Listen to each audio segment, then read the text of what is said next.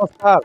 8 बज चुके हैं। आप लोगों का बहुत बहुत स्वागत है। मैं और सौरभ शुक्ला आपके साथ जुड़े हैं और आज एक इतने महत्वपूर्ण मुद्दे पर बात करने जा रहे हैं क्योंकि ऐसे लगता है कि ये फैसला पूर्णतः, पूरी तरह 100% शत प्रतिशत राजनीतिक था। शायद जिद का नतीजा तो नहीं था, क्योंकि तमाम लोगों ने आर्मी के अंदर भी और आर्मी के बाहर भी रिटायर्ड जो मेजर जनरल्स हैं, जो आर्मी के लोग हैं, उनका भी बार बार ये बात कहना था कि भाई ये स्कीम अच्छी नहीं है। हम अग्निपथ स्कीम की बात कर रहे हैं, अग्निवीर योजना के बारे में बात कर रहे हैं।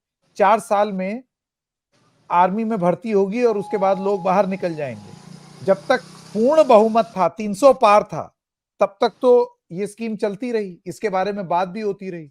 जैसे ही गठबंधन की सरकार बनी, अब बातचीत होने लगी है कि नहीं, वी आर मलिंग।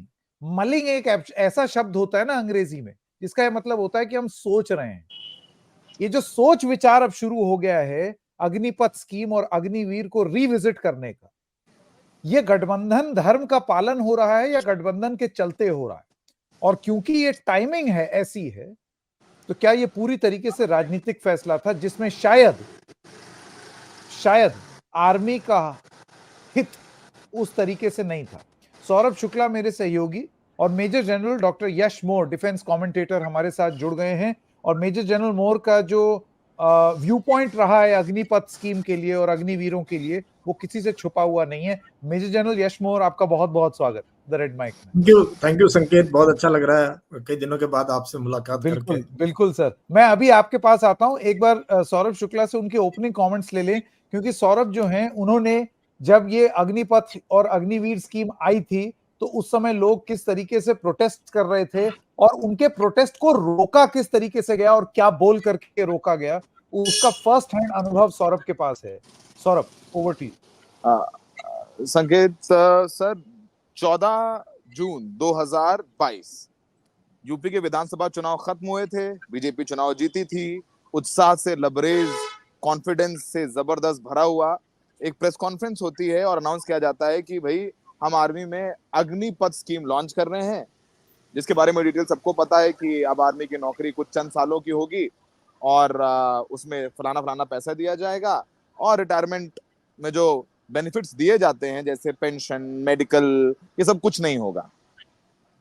उसके बाद जब ये अनाउंसमेंट हुआ, अब उससे पहले किससे कंसल्ट किया गया, नहीं किया गया, मुझे तो डाउट है कि राजनाथ सिंह जी डिफेंस मिनिस्टर है, वो जानते भी थे इस बारे में कि नहीं जानते थे। क्योंकि जो हमारे भी सोर्सेज हैं, जैसे मेजर जनरल यश मोर हैं, उसके अलावा तमाम ऑफिसर्स हैं, मेरे कुछ दोस्त हैं जो आर्मी में सर्व करते हैं, ऑफिसर्स हैं, और मैं खुद डिफेंस बैकग्राउंड से हूँ। मेरे वालिद साहब एयरफोर्स में थे, हमारी वो बैकग्राउंड है, लेकिन किसी को कानो कान खबर नहीं थी। मेरे सोर्स हैं डिफेंस मिनिस्ट्री में, उनको भी नहीं पता था। अचानक से एक दिन डिफेंस डेस्क पीएमओ से बात हुई और फिर अनाउंसमेंट हो गया। अब जिस देश में देश को आजादी सत्याग्रह के थ्रू मिली हो, शांतिपूर्ण प्रदर्शन के जरिए मिली हो, उस देश में प्रदर्शन की आजादी को रोक दिया जाता है। छात्र सड़क पर आ जाते हैं, कुछ उग्र भी होते हैं, कुछ शांतिपूर्ण प्रदर्शन भी कर रहे होते हैं।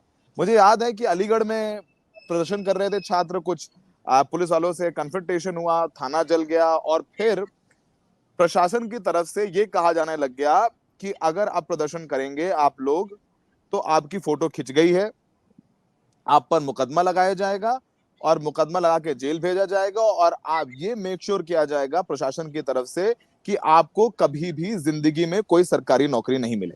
मतलब मुंह बंद कर दिया, धमकी दे दी, सीधी सी कि बात। आपको बकायदा न्यूज ब्रॉडकास्ट करके लाइन दे दी गई कि छात्रों का उग्र प्रदर्शन, हिंसक प्रदर्शन। अब जाहिर सी बात है कि मैं तैयारी कर रहा हूं और आप सोचिए संकेत सर, उन लोगों के बारे में, जैसे एयरफोर्स में जो नॉर्मल भर्ती होती है तो उसमें ग्रीन कार्ड मिलता है। जब आप रिटर्न क्लियर करके, फिजिकल क्लियर करके आप इंटरव्यू क्लियर कर लेते हैं और मेरिट लिस्ट में नाम आ जाता है, तो एक मेरिट लिस्ट आने वाली होती है और आपको ग्रीन कार्ड मिल जाता है, आपको ज्वाइनिंग डेट आने वाली होती है। फिर अचानक से पता चलता है कि बच्चा भाई तैयार करके ज्वाइनिंग डेट का इंतजार कर रहा है, उसकी शादी फिक्स हो गई, उसने प्लान्स बना लिए, सब कुछ हो गया। फिर अचानक से आता है कि जो भर्तियां आपको की गई, जो आपको लेटर दिया गया, ग्रीन कार्ड दिया गया, वो सब रद्द हो गया, सब कचड़े में डालिए, ऑल फिनिश्ड, नथिंग। अब वो बच्चा सड़क पर प्रदर्शन भी नहीं कर सकता, उसकी वजह आजादी नहीं।